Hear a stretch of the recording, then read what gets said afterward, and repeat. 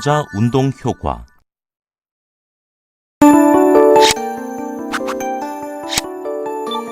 이번 시간에는 근로자 운동 효과에 대해 살펴봅니다. 이를 통해 운동의 개념 및 효과에 대해 알고 각 사례별 운동 효과에 대해 파악해 보시기 바랍니다. 그럼 본격적인 학습을 시작해 볼까요?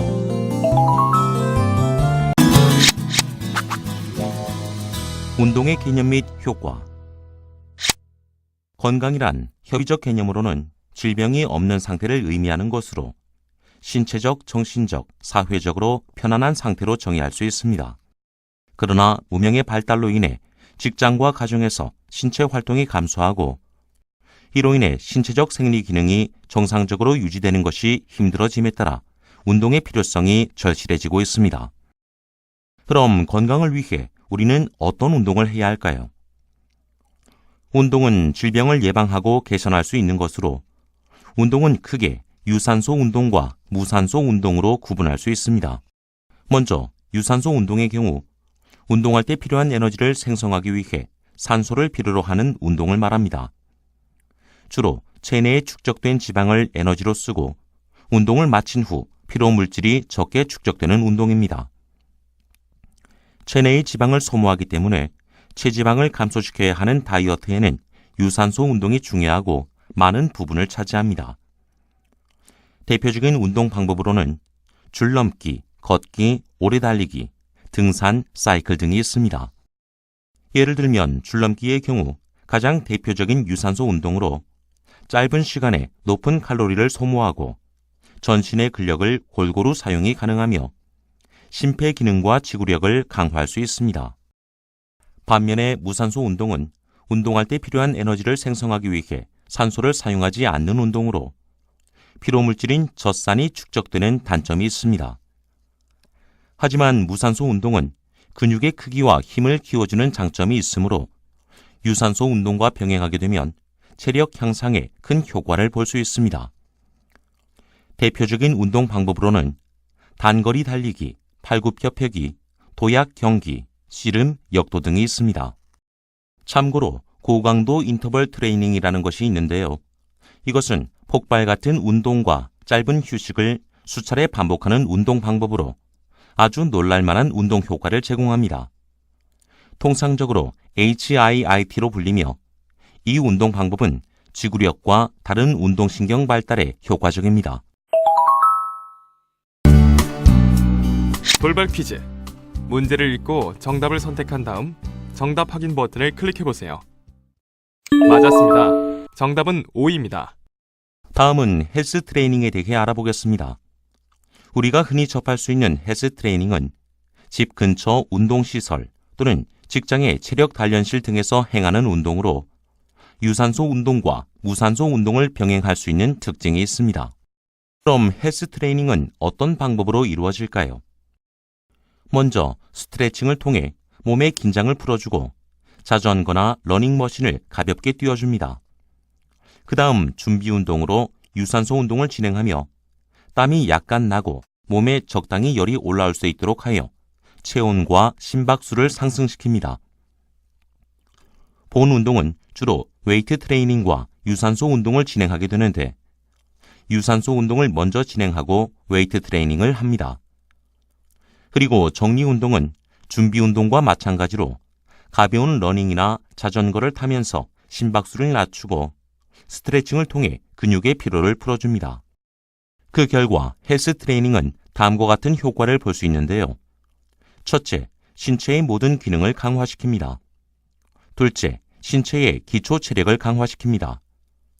셋째, 유연성을 향상시키고 근력과 심폐 기능을 강화시킵니다. 넷째, 기초 대사량을 높여 불필요한 체지방을 연소시킵니다. 여러분, 운동 부족병이라는 말을 들어본 적이 있나요? 운동 부족병이란 산업화로 접어들면서 일상생활에 있어서 습관적으로 신체 활동이 부족한 것을 의미합니다. 그 결과 신체적인 활동의 저하로 인해 신체적, 정신적인 장애를 동반할 수 있습니다. 그렇다고 운동 부족병이란 것이 실제로 운동을 하지 않는다는 뜻이 아닙니다. 몸의 본래 기능에 맞게 신체를 사용하지 않는다는 뜻으로 이런 현상이 지속되게 되면 다음과 같이 심장질환, 고혈압, 뇌졸중, 당뇨병, 암, 골다공증, 비만 등의 여러 가지 질환으로 나타날 수 있습니다.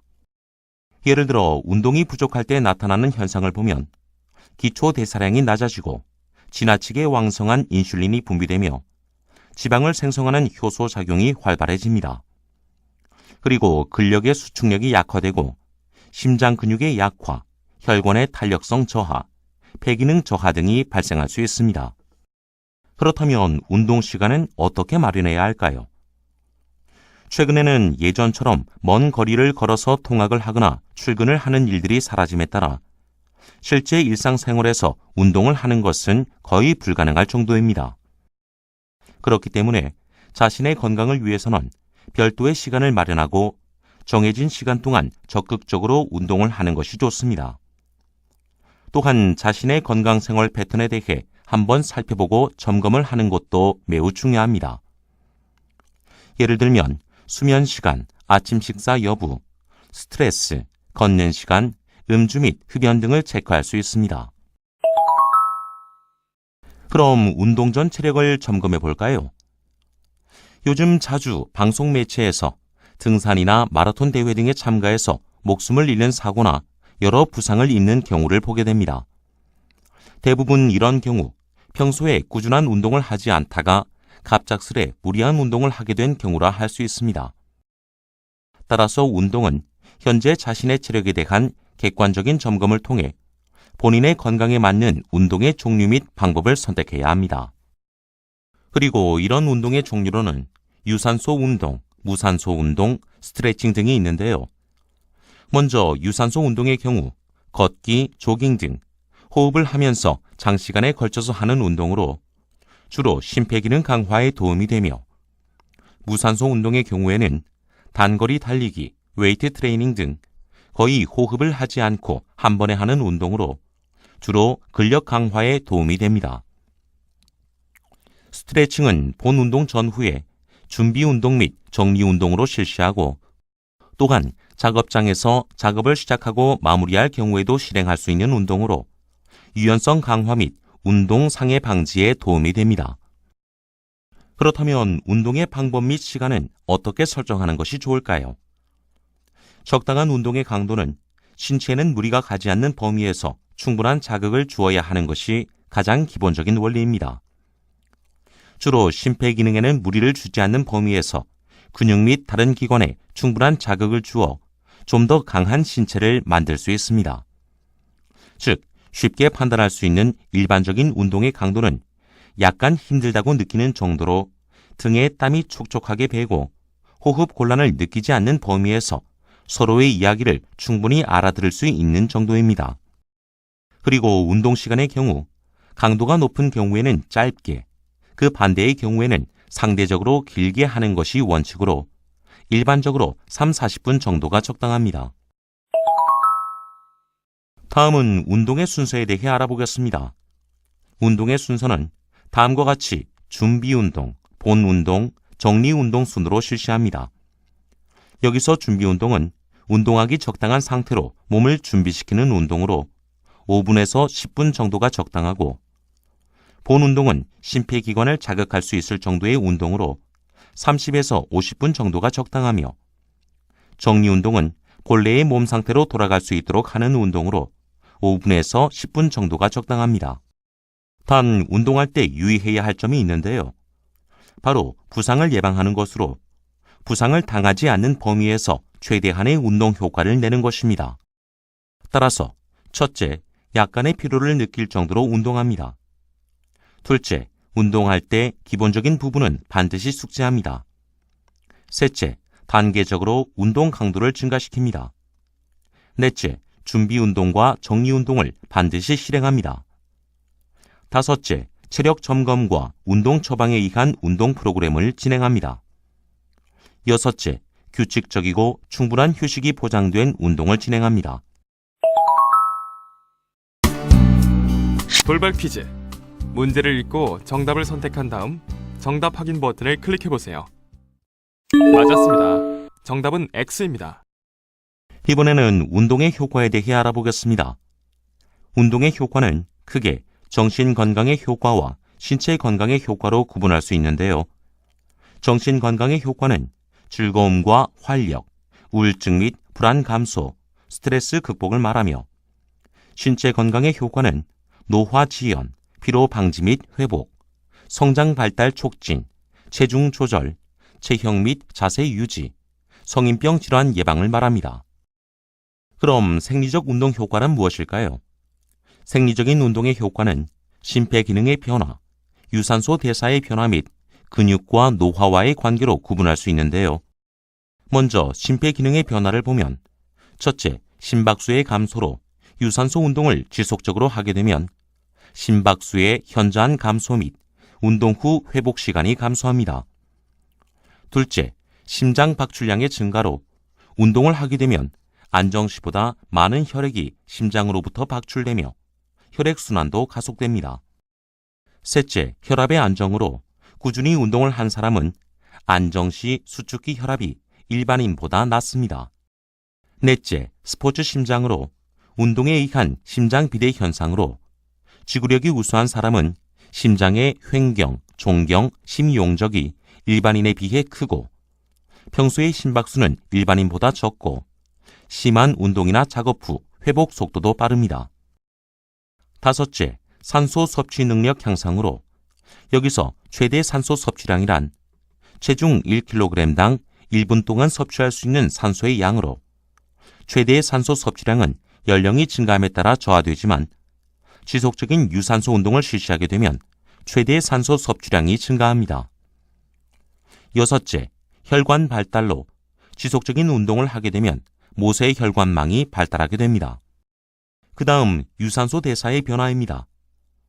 마이오글로빈 함량의 변화로 마이오글로빈이란 산소를 세포막으로부터 미토콘드리아까지 운반하는 것으로 근육 내 산소를 보관하는 기능을 담당하는 곳으로 운동에 의해 마이오글로빈의 함량이 증가합니다. 그리고 탄수화물의 산화 역시 증가하여 근육이 글리코겐을 산화시키는 능력을 향상시키며 지방 산화의 증가로 최대 운동 부하의 경험이 있는 사람은 탄수화물보다 지방질을 더 많이 산화시켜 젖산의 축적이 적고 피로가 덜합니다. 생리적 운동 효과 마지막은 근육의 비대입니다. 이것은 근섬유당 근원 섬유수가 증가하고 전체 단백질량 증가, 근섬유당 모세혈관 밀도 증가, 인대 조직의 양 증가 등이 있습니다. 그 다음은 신체적 및 정신적 효과에 대해 알아보겠습니다.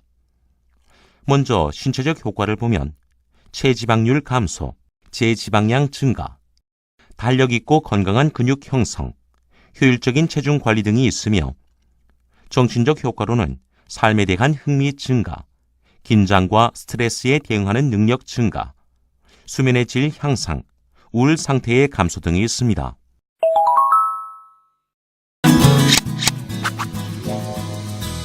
사례별 운동 효과. 근육 수축에 따른 웨이트 트레이닝의 종류에는 등장성 트레이닝, 등척성 트레이닝, 등속성 트레이닝으로 구분할 수 있습니다.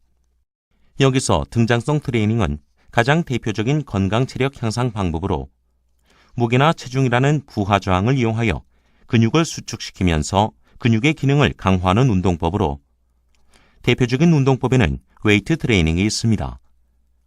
그 다음 등척성 트레이닝은 근육의 길이가 변하지 않은 상태로 물체에 힘을 가하는 방법으로 고정된 물체에 대해 근육을 정적 수축시키는 운동 방법입니다.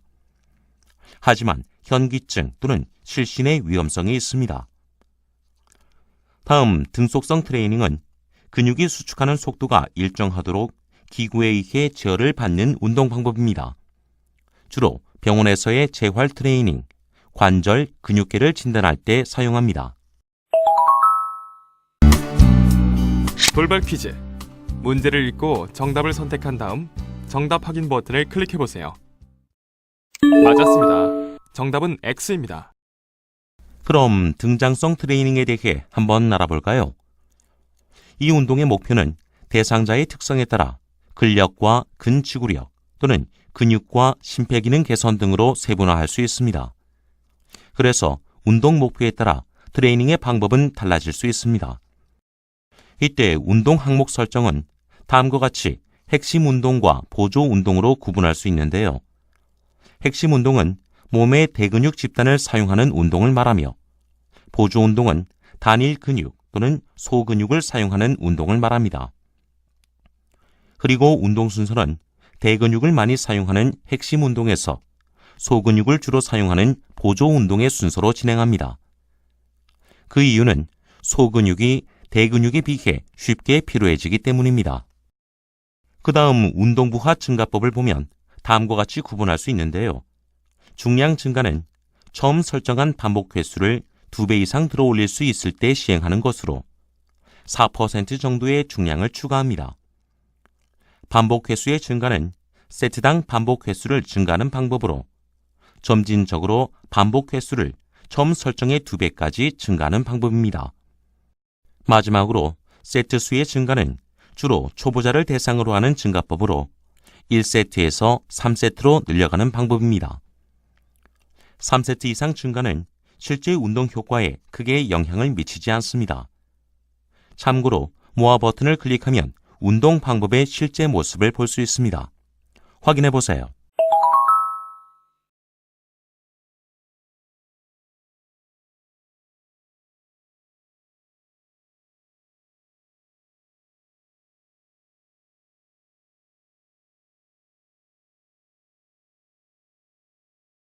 다음은 유연성 향상 운동에 대해 알아보겠습니다. 여기서 유연성이란 관절의 가동 범위로 전체 동작 범위에 걸쳐 자연스럽게 움직이는 능력을 의미합니다. 그리고 운동 가동 범위는 능동적 범위와 수동적 범위로 구분할 수 있으며 능동적 범위는 자기 스스로 최대한 움직일 수 있는 범위를, 수동적 범위는 보조자에 의해서 움직일 수 있는 범위를 말합니다. 대표적인 운동이 바로 스트레칭인데요. 스트레칭은 가장 대표적인 유연성 향상 운동으로 신체 부위의 근육이나 건, 인대 등을 늘려주는 운동입니다.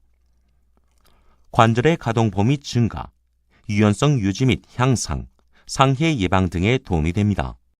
스트레칭의 일반적인 원리는 근육의 길이를 확장하여 자연 상태보다 근육을 늘려주는 것으로, 이때 유연성의 향상을 위해서는 근육을 정상의 길이보다 약 10% 이상 늘려야 합니다. 그 결과 건의 길이가 늘어남에 따라 장력이 변하는 것을 알 수 있습니다. 그럼 스트레칭의 종류에는 어떤 것이 있을까요? 먼저 동적 스트레칭입니다. 반동을 주거나 흔들면서 관절을 축으로 동작하는 것으로 가동 범위에서 반복적으로 움직이는 스트레칭을 말합니다. 반면 정적 스트레칭은 관절 가동 범위의 한 극단에서 관절 주변의 근육과 결합 조직을 정적으로 느리게 늘리는 스트레칭을 말합니다. 그리고 스트레칭 방법에는 평상시 호흡으로 수행하며 앞으로 굽힐 때 숨을 내쉬고 스트레칭 유지 동안에 천천히 들이마십니다. 또한 스트레칭을 하는 동안 천천히 숨을 세어 일정 시간 동안 적당한 긴장감을 유지하는 것이 좋습니다. 단, 스트레칭을 할 때 다음과 같은 주의사항이 있는데요. 첫째, 스트레칭 전 달리기나 걷기 등의 가벼운 운동을 실시합니다. 둘째, 신전의 범위는 다소의 통증을 느끼는 시점까지만 실시합니다. 셋째, 다른 근육의 신전을 방지하기 위해 정확한 자세를 유지합니다. 넷째, 근육의 상해를 입은 경우 스트레칭을 제한합니다.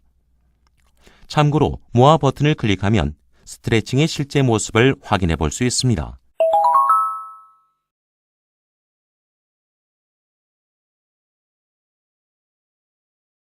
이번에는 체중 조절 운동에 대해 알아보겠습니다. 우리의 신체에는 기초 대사량, 안정시 대사량, 운동시 대사량 등이 있는데요. 지속적인 운동을 하게 되면 운동시 대사량이 상승하고 기초 대사량도 증가하게 되고 기초 대사량이 증가하게 되면 체지방량 감소와 제지방량이 증가하게 됩니다. 그럼 체중 조절을 위한 운동량 및 운동 방법은 어떻게 설정해야 할까요? 지방 조직 1kg은 7,700kcal로, 체지방 감량의 의학적 한계는 일주일에 0.9kg 수준이며 일반인은 일주일에 0.5kg 감량에 맞춰 운동량을 정하는 것이 적정합니다. 그리고 운동 방법은 대근육들이 가능하면 많이 동원되는 것으로 동작이 활기차고 지속적이며 즐기면서 할 수 있는 운동 방법을 선택합니다.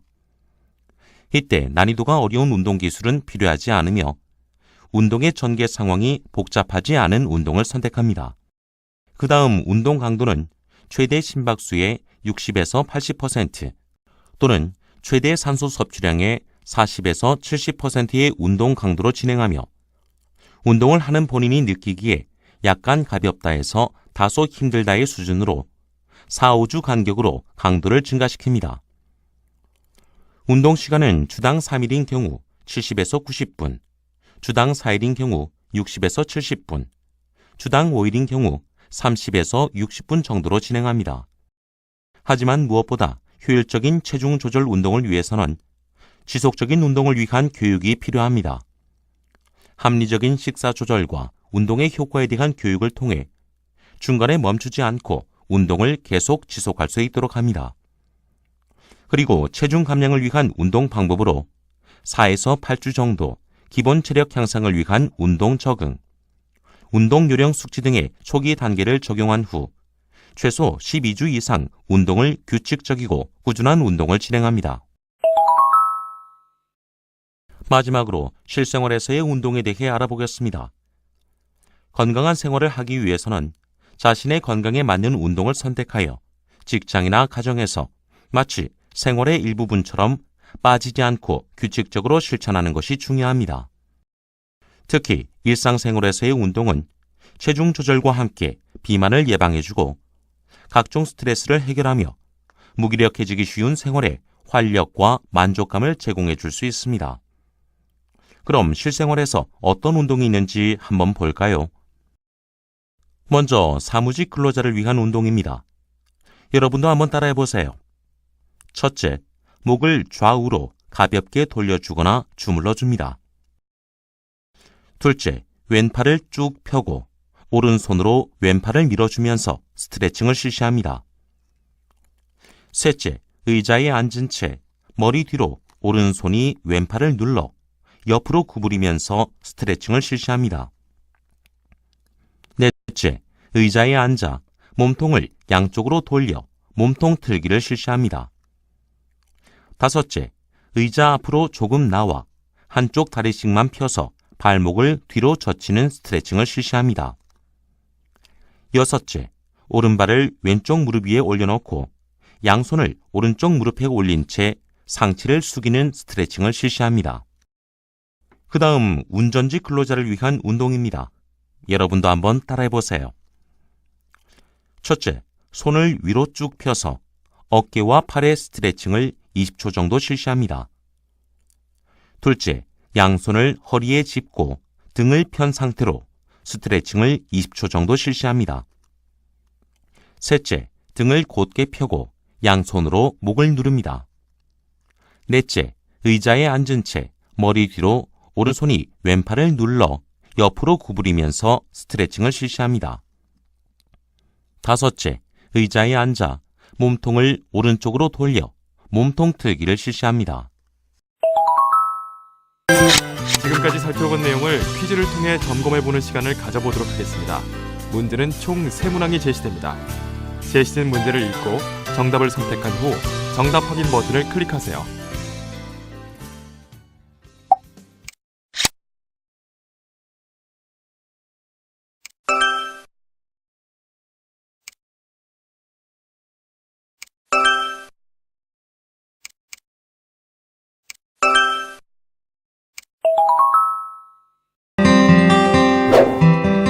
살펴본 내용 중 중요한 내용을 다시 한번 정리해보세요.